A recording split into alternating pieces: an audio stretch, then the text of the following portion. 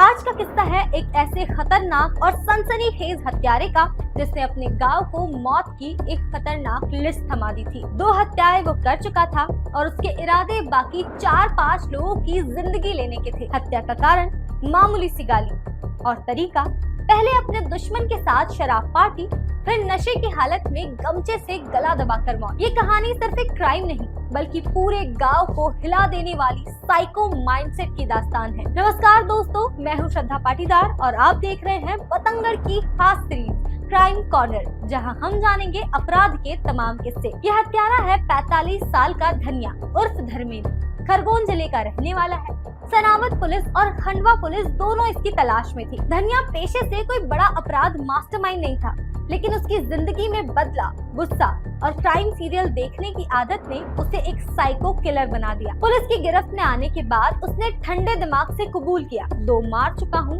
अभी 5 और मरने थे। 26 जून को खंडवा पुलिस को नर्मदा नदी में एक शव मिला। पहली नजर में सबको लगा कि डूबने से मौत हुई है, लेकिन जब लाश का पोस्टमार्टम हुआ तो सच्चाई अलग निकली। व्यक्ति की हत्या गला दबाकर की गई थी। पुलिस ने उस वक्त अज्ञात हत्यारे के खिलाफ केस दर्ज किया। मामला महीनों तक अंधेरे में रहा, जब तक कि दूसरा मर्डर सामने नहीं आया। 18 जुलाई की सुबह इंदौर खंडवा रोड पर फॉरेस्ट नाका के पास एक दूसरी लाश मिली। पहचान हुई प्रकाश गायकवाड़, निवासी ग्राम बड़ूद, खरगोन। पोस्टमार्टम रिपोर्ट वही कह रही थी, दम घुटने से मौत। डॉक्टर विजय कोरी ने साफ बताया, हत्या गमछे या तौलिए से गला दबाकर मार के की गई है। सीसीटीवी चेक किया गया, गांव में पूछताछ हुई और एक नाम बार बार सामने आने लगा, धनिया उर्फ धर्मेंद्र। गवाहों ने बताया कि घटना वाले दिन प्रकाश को आखिरी बार धर्मेंद्र के साथ देखा गया था। पूछताछ में धर्मेंद्र ने बताया 17 जुलाई को प्रकाश उसे बड़वा में मिला था।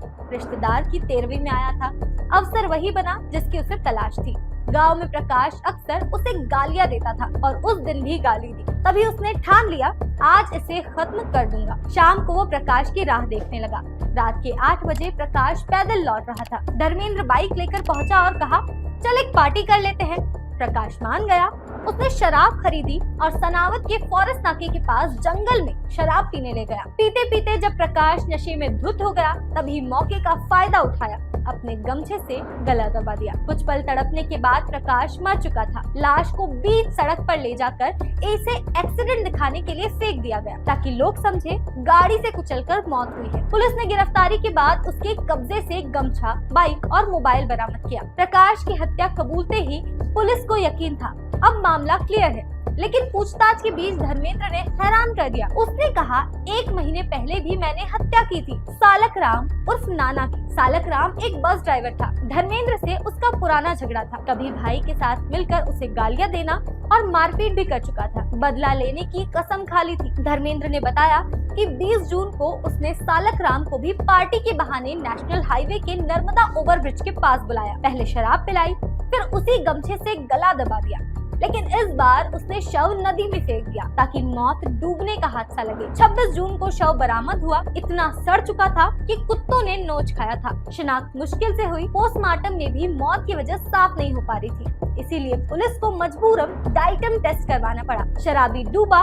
या मारा गया? टेस्ट रिपोर्ट ने साबित कर दिया कि मौत डूबने से नहीं बल्कि गला दबाने से हुई थी। आपको बता दें कि डाइटम टेस्ट एक बड़े काम की फॉरेंसिक तकनीक है। अगर कोई व्यक्ति जीवित रहते हुए पानी में डूबता है तो सूक्ष्म जीव डाइटम उसके फेफड़ों और रक्त में चले जाते हैं। अगर शव में डाइटम मिले तो मौत पानी में डूबने से हुई है, और अगर ना मिले तो मौत पहले ही हो चुकी थी। शव बाद में डाला गया। सालक राम की लाश से डाइटम नहीं मिली, यानी मौत पहले और पानी में सिर्फ छलावा। धर्मेंद्र ने पुलिस को बताया कि पहली वारदात यानी कि सालक राम की मौत में उसका प्लान सफल हुआ। फिर दूसरी बार उसने प्रकाश को मारा।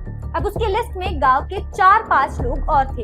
ये सभी लोग वो थे जिन्होंने कभी उसे गाली दी थी या हाथ उठाया था। उसने कहा, मारना तो सबको था, लेकिन एक एक करके। साफ था वो नशे और टीवी पर देखे क्राइम ड्रामों में जी रहा था। कबूलनामे में उसने कहा कि वारदात की प्लानिंग और आइडियाज उसे क्राइम सीरियल देख कर आया था। दिन रात शराब और टीवी, यही उसकी दिनचर्या थी। शहर से बाहर जाता तो मोबाइल पर भी क्राइम शो देखता था। उसकी हिस्ट्री देखी गई तो पता चला कि वो पहले से गुंडा लिस्ट में शामिल था। मारपीट और दुष्कर्म के केस दर्ज थे उस पर। अपनी पत्नी और बच्चे उसे छोड़कर जा चुके थे। हाल ही में अप्रैल में केस में 5 साल की सजा काटकर जेल से बाहर आया था। शराब और आपराधिक जीवन उसका जुनून बन चुके थे। 18 जुलाई को प्रकाश गायकवाड़ मर्डर केस में जब पुलिस ने दबिश दी तो धर्मेंद्र बाईपास पर मिला। पहले गुमराह करता रहा, बाद में कबूलनामे में सब उगल गया। अब वो खरगोन के सनावत थाना क्षेत्र के मर्डर केस में पहले से जेल में है। खंडवा पुलिस ने कोर्ट के प्रोडक्शन वारंट मांग लिया है ताकि उसे पेश कर कानूनी कार्रवाई पूरी की जा सके। खंडवा से एसपी मनोज कुमार राय ने बताया कि शव सड़ चुका था, इसीलिए डाइटम टेस्ट करवाना पड़ा। रिपोर्ट ने हत्या साबित कर दी। मोरटक्का चौकी प्रभारी लखन डावर ने कहा कि आरोपी जेल में है, आगे की कार्रवाई कोर्ट से परमिशन लेकर होगी। ये कहानी सिर्फ 2 हत्याओं की नहीं है, ये मानसिकता की गिरावट और आदतों की गिरफ्त की केस है। धनिया और धर्मेंद्र अपनी नफरत, नशे और टीवी क्राइम सीरियल के नशे में एक ऐसा सीरियल किलर बन गया जो गांव के अधूरे विवाद निपटाने के लिए हर एक मौत को पार्टी के बहाने अंजाम देने वाला था। आज वो सलाखों के पीछे है, लेकिन उसके कबूलनामे ने पूरे गांव को हिलाकर रख दिया। देश में बढ़ते ऐसे मामलों पर आपकी क्या राय है, हमें कमेंट्स में बताएं और ऐसे ही वीडियोस देखने के लिए बतंगड़ को सब्सक्राइब जरूर करें।